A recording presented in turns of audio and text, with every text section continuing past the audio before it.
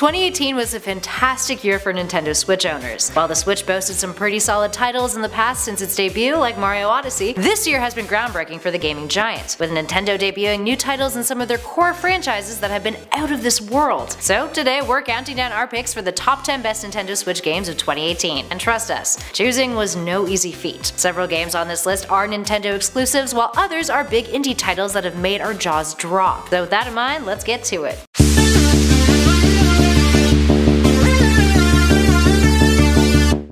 At number 10, Captain Toad Treasure Tracker. Give it up for Toad! Captain Toad Treasure Tracker is a puzzle adventure game that offers hours and hours of fun, thanks to well thought out level designs and charming characters. Treasure Tracker is a game that flailed on the Wii U, but in classic Nintendo fashion, the company learnt from its mistakes and really came through with Treasure Tracker on the Switch, making it a relaxing yet challenging game that appeals to all ages. Up next at 9, Octopath Traveler. Octopath Traveler was one of the first RPG games for the Switch outside of their core franchises, and oh boy did it deliver. A JRPG, the title often finds itself in the pitfalls of that genre, but still manages to entice players with its 8 parallel stories and 8 intriguing playable characters. Perhaps its most groundbreaking element though is its mechanics, specifically its break and boost features, which convert boss battles into long-form puzzles for players to tackle, making the game more challenging in a unique way that hasn't really been done before. Plus, the score? Oh my! So darn good. And at number 8, Mario Tennis Aces. Who'da thunk a tennis game could be this darn good? Well, leave it to Nintendo. Mario Tennis Aces might not be your cup of tea if you're looking for a game with a well thought out narrative,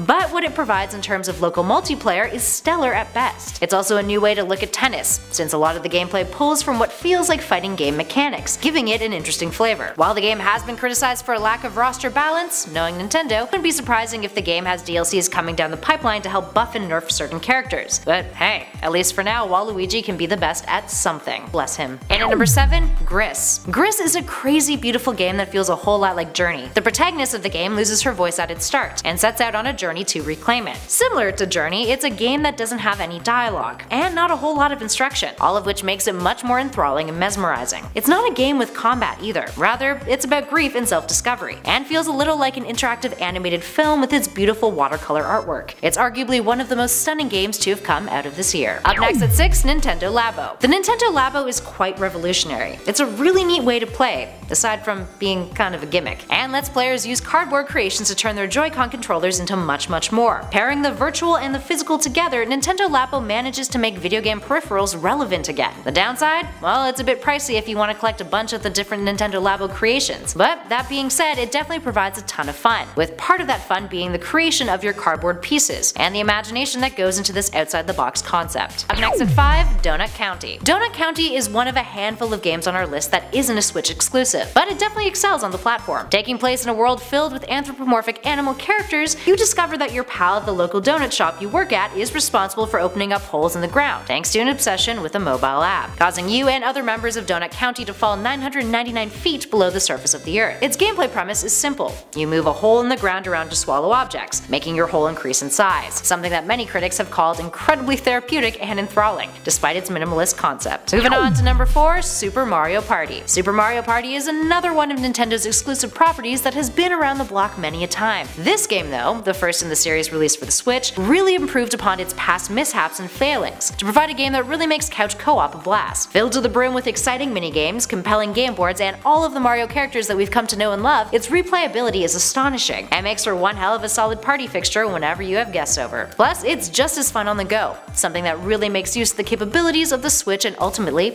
it makes it shine. And at number 3, let's go Pikachu and let's go EEVEE. The Pokemon franchise is one with a long history, and plenty of generations of new Pokemon that have sprung up over the years. The core RPG games have always operated on a similar formula, with improvements in graphics, new mechanics, and new Pokemon always being added to the mix. But Let's Go Pikachu and Let's Go EEVEE is a series overhaul of sorts. A revamp of Pokemon Yellow, the game introduces brand new mechanics pulled from the widely popular Pokemon Go, and mixes them in with a new way to grind in order to train your Pokemon and become the very best. It's refreshing, and while it only focuses on Generation 1 Pokemon, this new format format is something that many are hoping will eventually be adapted into revamping Pokemon Gold and Silver with Gen 2 Pokemon. Overall, for gamers who have played multiple of the Pokemon RPG titles, Let's Go provides a fresh and exciting new take to a storyline that has been repeated time and time again, and makes it really fun. Up next, number 2, Celeste. Celeste was the only indie game nominated for Game of the Year at the 2018 Game Awards, and while it was beaten out by God of War, it did manage to go home with Best Indie Game of the Year, which was very well deserved. A platforming title, Celeste is a Canadian game that was initially crafted up during a game jam, but ended up taking a whole new life. It follows a young woman named Madeline who climbs up Celeste Mountain, ignoring warnings from the people who live nearby. After climbing, she has a dream, a dark reflection of herself, that attempts to stop her from climbing the mountain. The game also won the award for Games for Impact at the 2018 Games Awards, with the title exploring mental health and having received a great response from players who struggled and empathized with many of the things that Madeline encounters and deals with in the narrative. And finally, and at number 1, Super Smash Bros. Ultimate. Super Smash Bros. Ultimate is by far the most detailed and upgraded of Nintendo's core franchise games to date, and detail is key. That's what makes Smash Bros. Ultimate so darn good. Not only does it provide a comprehensive gameplay experience with every single character that has ever been a fighter in the series available to play, but it also has improved upon every one of those characters, along with all the other mechanics in the game in order to provide a seamless and entertaining experience. Talk about listening to feedback. It's perhaps the biggest crossover title to have ever existed, and even introduces more new characters into the fray, with the promise of additional ones coming out in DLCs lined up until 2020. There's even a campaign mode that manages to have a pretty decent story, something that previous Smash games have always struggled with. All in all, the fighting game has received universal acclaim, with critics praising it for its improved gameplay, larger cast, stages, options, soundtrack, and much more, with one critic even noting that the game brilliantly mixed gargantuan content with nostalgia. Yeah, that's pretty spot on. Alright, there we have it friends, which of these titles is your favorite? What other games for the Switch that were released this year did we miss out on our list? Give us a shout in those comments below and let us know all of your thoughts. If you dug this video, hit that like button, subscribe, and be sure to take a look at the playlists we currently have flashing on your screen for more best of lists of 2018. In the meantime though, thanks for watching guys, I'll catch you all in the next video.